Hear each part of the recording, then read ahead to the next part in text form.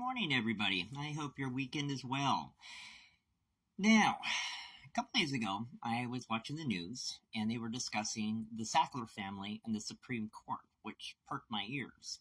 Now, if you're not in the know, the Sackler family are the creators of oxycodone, which over the course of 20 years had killed 500,000 people and is still counting. Now, mind you, this was due to the lie that it was non-habit forming, so obviously a whole lot of doctors jumped aboard a painkiller that doesn't cause you to be addicted, which was an obvious and blatant lie. But nonetheless so, they filed bankruptcy and they were ordered to pay $6 billion. Now, mind you, the Biden administration has now jumped in and they're challenging that, as they should, by the way. Mind you, these people have killed 500,000 citizens in the United States. Globally, God knows how many. And it is still growing, by the way. $6 billion and no jail time. Sounds like a hell of a deal to me. Now, mind you, with that being said, they're still worth $11 billion and counting themselves. So, over the course of the next few months, we're going to find out what the decision on this is going to be. Now, what is it about exactly? Well, they thought during this bankruptcy deal that once this is all said and done and the ink has dried, that they will be shielded from any future lawsuits that will come their way. No, jail time and you're still worth $11 billion and counting. Yeah, that's a pittance compared to what they owe. Now, I was thinking then at that point, lies. Where have I heard these lies before? Well, then it made me think about cigarette companies. Now, mind you, cigarette companies have been advertising since the late 1700s, but the full magnitude of it didn't come to focus or to fruition until the 40s, the 50s, and 60s, mostly the 50s and 60s. Now, mind you, that all changed come in 1956 when the hazards and warnings of cigarettes were out there. But mind you, prior to this, hell, we even had our own Surgeon General promote and advertise cigarettes, whether it be Pall Mall, Chesterfield, or Marlboro itself. Now, mind you, that's when the landslide of lawsuits began. And mind you, they continue to this day.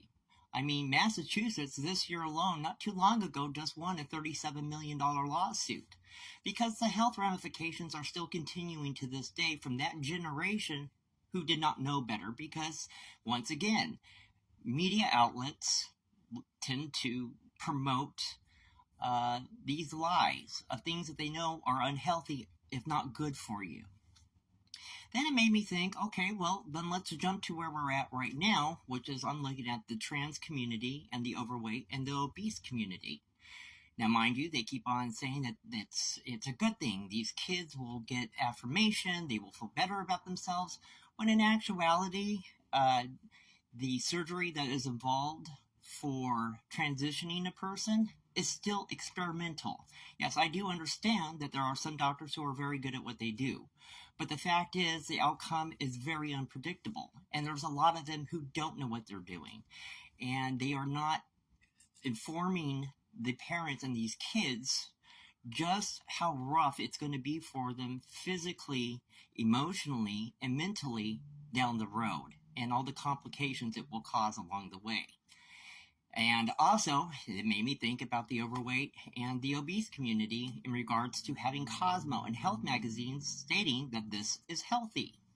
So once again, it will take a landslide of lawsuits and hit them in the pocketbook until they're actually going to make some changes in stating true facts, which we know is scientific, biological, so on and so forth. So it just keeps on going until they do a mea culpa, and, you know, we obviously know, no, this is not good, even though they knew it wasn't good from the jump. And then once that's settled and the dust clears, guess what? They will be out there again promoting another product which is not good nor healthy for you, and it'll have long-term ramifications. So that is just my thought. That is just my opinion. I hope your weekend is great. I hope your day is great.